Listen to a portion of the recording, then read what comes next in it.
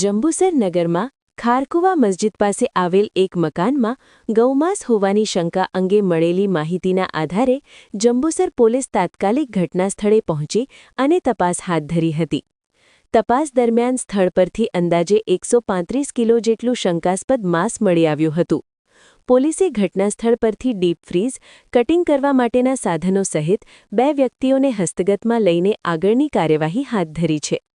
મળેલ શંકાસ્પદ માંસના નમૂનાઓ વધુ તપાસ માટે FSL એટલે કે ફોરેન્સિક સાયન્સ લેબોરેટરી ખાતે મોકલવામાં આવ્યા છે.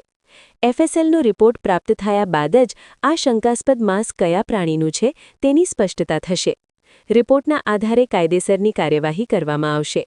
હાલ આ સમગ્ર મામલે જંબુસર પોલીસ દ્વારા આગળની તપાસ ચાલુ રાખવામાં આવી છે.